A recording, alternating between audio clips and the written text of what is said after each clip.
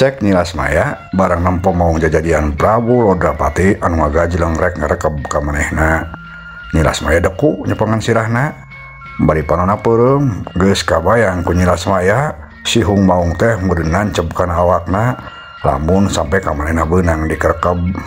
Tapi aneh eta Maung teh mental deui ka tukang ku braglabu. Gaur Maung gagaur menitarik. Kurang ajar. Si horeng di pasangan raja gaib. Menepi kawak aing teu bisa tembus. Cek Prabu Lodrapati bari tuluy eta Maung teh hudang deui. Buntutna anu gagebay panjang kupat kapit deui. Di sejen pihak nilas maya anu tadi ngarasa soak, ayeuna jadi ngarasa heran barang ngadenge sorak Prabu Lodrapati anu susumbar. Nilas maya bentak lalaunan breh kumanehna katempo sakadang Maung teh kelempang kukulilingan siga anu siap-siap rek nyerang deui. Si orang aing teh geus salamet siga nama pada aya raja gaib anu dijieun ku Prabu Durakumala. Geurentes nilas maya hari Maung jajadian Prabu Lodrapatina masih keneh katempo leumpang ka kenca leumpang ka katuhu. Nangan selah siga nama rek nyerang deui ka nilas maya. Gaur. Terus kadenge deui gegauran eta Maung teh. Tulila gajeleng deui eta Maung teh ngagajeleng rek ngarontok ka nilas maya ti beulah katuhu. Nilas maya atuh ruas deui bae. Panonna katempo molotot soak. Tapi seperti tadi dina jarak sababaraha meter eta Maung teh mental deui ka tukang ku braglabu. Gaur. Maung gagauran deui menitarik. Nempo kitu mah nilas maya teh ayeuna mah bener-bener ngemplong hatena. Nilas maya yakin namun diri manehna teh ayeuna mah geus bener-bener kalindungan ku raja gaib Prabu Durakumala. Aman ayeuna mah aing teh si horeng teh. Aing geus kalindungan ku raja gaib Prabu Durakumala. Geurentes nilas maya deui. Sedengkeun Maung jajadian Prabu Lodrapati anu ayeuna geus hudang deui katempo siga nu beuki ambek. Kadenge eta Maung gaur deui leuwih tarik tuluy awakna malik deui ka nilas maya. Sia ulah wakabunga. Kula moal nyerah salagi andika tacan jadi eusi beuteung ka ulah. Cek eta Maung. Ari nilas mayana ngan saukur mencong. Nah hatena tetep bae keketegan sieun eta Maung teh nyerang deui tuluy manehna apes. Nilas maya tetep waspada. Nah hatena sasambat ka si Ekek. Duh Kang Ekek, di mana atuh akang teh? Ieu abdi aya dina bahaya Kang. Geurentes nilas maya.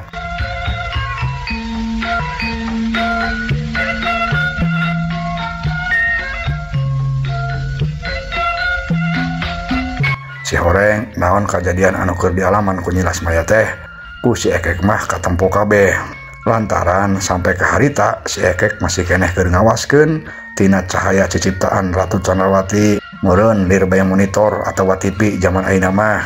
Boh kaaya nilas maya boh tarungna Prabu Durakumala atau perang campuhna prajurit Siluman Badak jeung Siluman Landak oge kagambarkeun dina cahaya ciciptaan Ratu Candrawati. Iwal ti kaayaan Bimarah anu teu bisa katempo mah lantaran are Bimarah mah satadina oge geus kabur bari nunggang kuda anu maksudna rek ninggalkeun leuweung bandut singa. Nya barang si Ekek nempo kaaya nilas maya anu keur didodoho ku Prabu Lodrapati anu masih keneh ngawujud Maung, si Ekek meuni melang ka cida.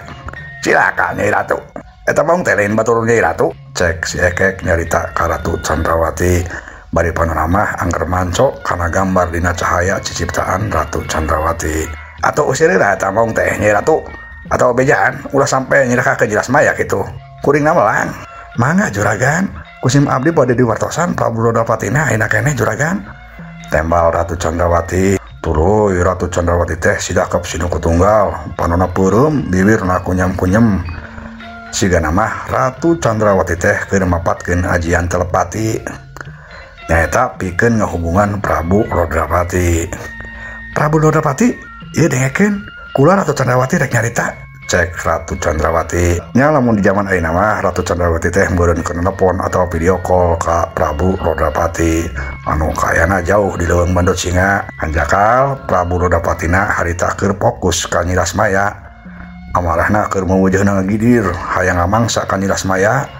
Anu akibatna omongan Ratu Candrawati teh anu ngahubungan manehna ku cara ngagunakeun ilmu telepati teu kadengeun ku Prabu Lodrapati. Meureun lamun cek budak ngora teh mah teu nyambung sinyalna.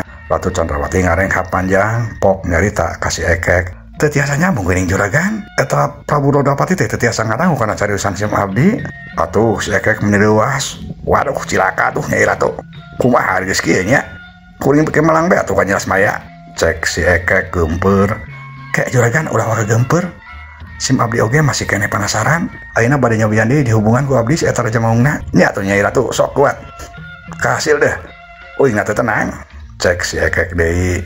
Sedengkeun Patih Kalagenina mah ngan saukur cicing teu ilu nyarita. Manehna mah ngan saukur ngilu pusing.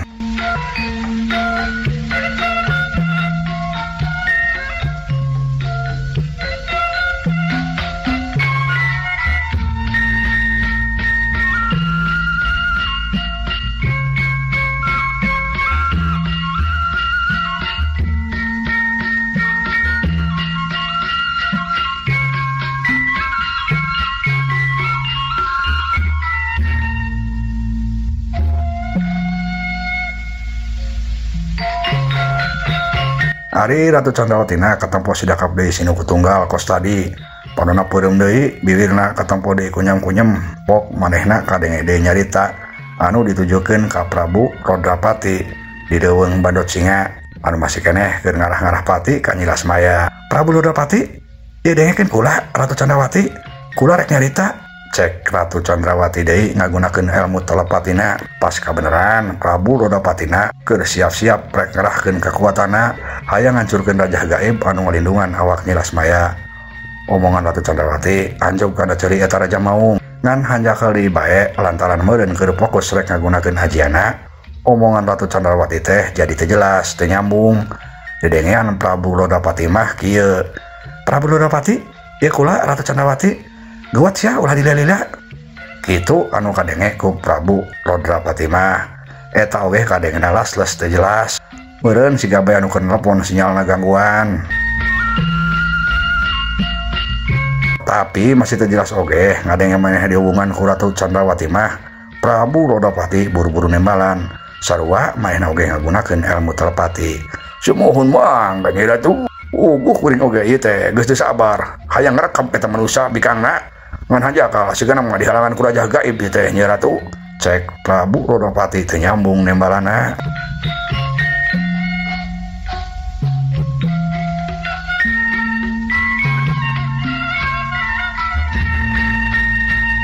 Sora jawaban ti Prabu Rodapati kadenge jelas boh ku si Ekek, boh ku Ratu Candrawatina kitu deui ku Patih Kalageni. Lantaran sigana mun ayeuna mah Ratu Candrawati teh ngahaja volumena digedekeun atawa meureun di loudspeaker istilah jaman ayeuna mah. Atuh si Ekek mendiruas ngadenge kitu teh. Wah, geuning kitu jawabanna Nyai Ratu. Cilaka pisan atuh euy. Salah dedengean tah kumaha eta teh. Lamun diantepkeun bisa cilaka tuh Nyilas Mayana. Cek si Ekek bari beuki geumpeur. Ratu Candrawati jeung Patih Kalageni oge sasah. Maranehna bener-bener jadi bingung. Leres kumaha eta teh Nyai Ratu?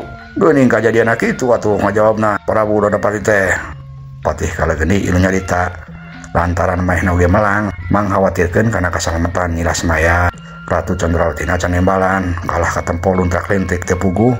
Meureun kitu nama ku pusing-pusingna. Tapi teu lila pok Ratu Candrawati ngomong deui. Kapaksa sigana mah Ki Patih kudu nyusul ka ditu. Bejaan eta Prabu Rodapati teh supaya ulah ngaganggu Nyilas Maya kitu. Cek Ratu Candrawati. Patih Kalageni ngahulang bingung. Lain sieun manehna teh. Tapi heueuh da percuma cenah. Prabu Rodapati kalah kumaha oge moal daekeun ngadenge omongan Patih Kalageni. Malah nu aya mah bisa-bisa nyerang ka manehna.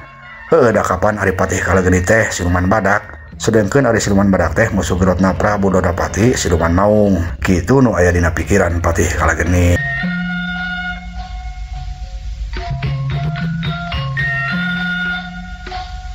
Kumaha Ki Patih? Sanggup teu mangkat ka leuweung Bandot Singa pikeun ngabajaan Prabu Rodapati supaya ulah ngaganggu Nyilas Maya? Tanya si Ekek bangun teu sabar lantaran Patih Kalagenina kalah cicing bae teu nembalan. Ari sangga mah sanggep juragan, tapi da percuma tuh lamun sim abdi ka ditu oge. Geuning percuma aku mah tuh Ki Patih. Sumohon kapan ari sim abdi mah siluman badak. Janten Prabu Rodapatina oge moal heueuh ngawaro ka sim abdi mah. Kapan ari siluman badak teh musuh gerotna siluman maung. Tembal Patih Kalageni nerangkeun alasana. Atuh si Ekek oge ngahulang. Tuluy pok nyarita ka Ratu Candrawati. Bener oke omongan Kipati tehnya ratu. Namun Kipati nuka dituna nu aya mah malah tambah masalah. Patih kala gini bisa diserang Prabu Lorapati. Cek si Ekek ka Ratu Candrawati. Maunya nembe ka emut ku abdi. Terus ari kitu mah abdi bae nu angkat ka dituna juragan. Kipati wayahna Kipati tungguan di dieu jaga keselamatan juragan Ekek. Cek Ratu Candrawati bade malik nyarita ka Patih kala geni. Maunya ratu tah radas kitu bae. Tembal Patih kala geni. Tuluy Ratu Candrawati pamit ka si Ekek. Ayeuna abdi angkat heula juragan. Sing atos-atos di dinanya. Nya tuh Nyai Ratu. Bral, didoakeun si selamat. Cek si Ekek. Ari geus kitu mah tuluy les bae Ratu Candrawati teh ngaleungi.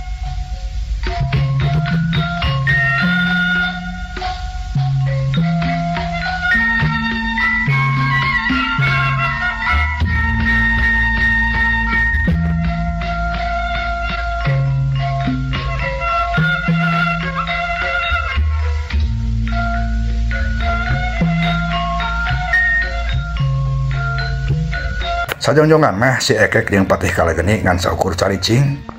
Pikiran si Ekek keur bener-bener salempang karena keselamatan Nilas Maya. Kitu deui Patih kala geni katempo cilincing ca teu puguh.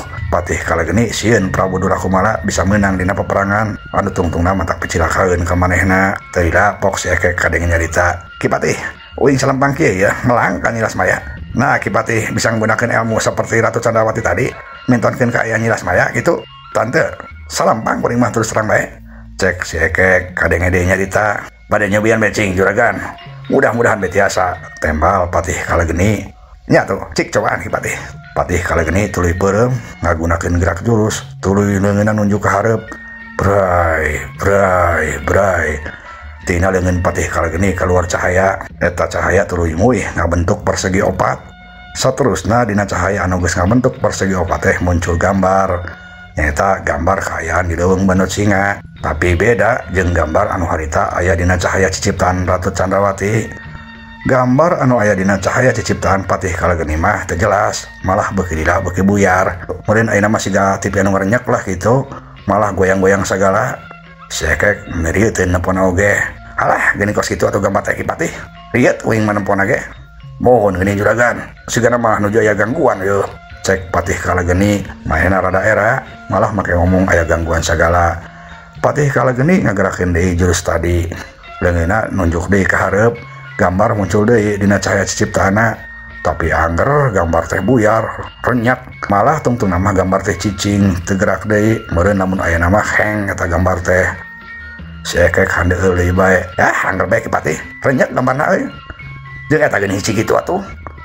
Uing teu bisa nempok ka Nilas Maya. Cek si Ekek deui. Kur kitu ujug-ujug Cilegur, Kreger. Kadenge deui sora anu pating Kreger, pating Cilegur. Si Ekek jeung Patih kala geni reuas. Waduh, eta pating Kreger, pating Cilegur deui Ki Patih aya naon nya? Cek si Ekek meuni geumpeur. Kitu deui Patih kala geni. Main oge katempo reuas. Cag urang tunda heula.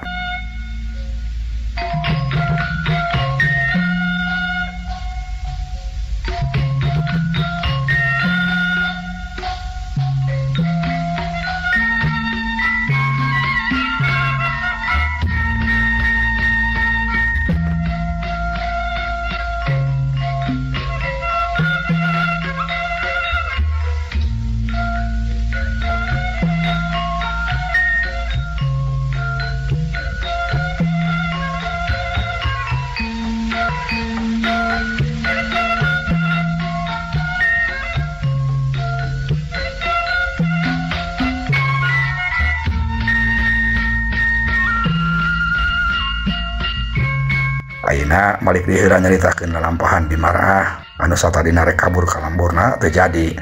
Lantaran Bimarah teh inget kana kasalamatan Nilas Maya.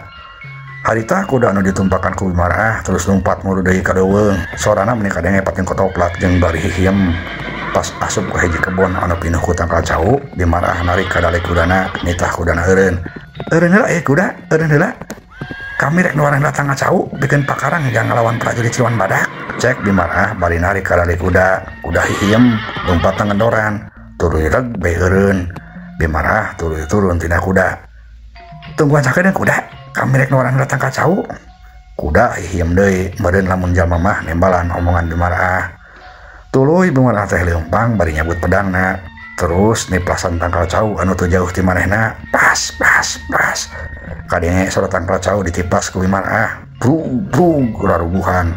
Tuluy tangkal cau anu nang nuaran teh dikumpulkeun, dihijikeun, ditalian ku tali cau, sanggeus kitu regenyang diponggok ku Bimara. Ditalian deui kana tonggong kuda.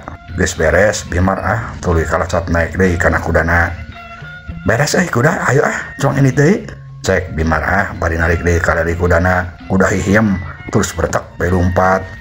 Tapi tacan oge jauh ti eta tempat, ujug-ujug kadenge sora anu wakauk minta tolong. Tolongan euy, bebaskeun kaula janji rek taluk ka Andika. Cek eta sora anu wakauk minta tolong. Anu si horeng ki sora somatea anu masih keneh can bisa ngabebaskeun diri, awakna napol keneh kana tangkal cau. Eta sora kadang jelas pisan ku Bimara. Eta sadana minta tolong, sigana mah sora siluman landak anu tadi. Heueuh bener mah teh can bisa leupas. Teteh lah bener lapasna landak teh ku tangkal cau. Gerentas Bimara. Tapi harita mah meh nambung malire kaki Surasoma anu terus beh wakauk. Bimara terus beh nunggang kudana teu ngalik-lik acan. Sora ki Surasoma anu wakauk minta tolong dibebaskeun teh kadenge deui. Oi, sing karunya atuh ka kula woi. Bebaskeun ka kula. Kula janji rek taluk sumanjak ku baula ka Andika. Tulungan woi. Cek sora ki Surasoma deui. Kadengen pisan leuwih jelas deui ku Bimara. Dasar siluman nulus tunjung. Heueuh minta tolong bae eta. Panglasan aku yang dari tulungan sugan mah. Gerentes Bimara deui bari angger embung malire. Tapi sora ki Surasoma kadenge deui bae. Woi tulungan. Sing sumpahna oge kula janji lamun ditulungan kula semua jarek kumaula kula janji. Kadenge deui sora ki Surasoma malah asa kadengena beuki tarik, asa ditompokeun kana ceuli Bimara. Bimara mah angger bae sigeun embung malire. Tapi di laila mah boga pikiran lain Bimara teh. Bimara angger entes. Tapi bebaskeun bae sugan ku aing. Sugan bae gunana maksud teh. Bener mending dibebaskeun bae lah. Gerentas Bimara. Tuluy Bimara teh nyarita ka kuda anu keur ditungganganna. Kuda, kadang lain sora nu minta tulung ku Andika. Sigana mah eta siluman landak anu tadi euy. Balik deui lah. Kula rek dibebaskeun bae. Sugan bae ayeunana bikin kaula. Cek Bimara ka eta kuda. Kuda hihiem lumpat nang endoran. Tuluy eta kuda teh malik lumpat deui muru kapal bah datangna sora. Ngan waktosna seep, ieu dongeng karangan pribados Kang Abun Burhanuddin. Hapunten kakiranganna mugi katampi ka lain kabingahan. Assalamualaikum warahmatullahi wabarakatuh.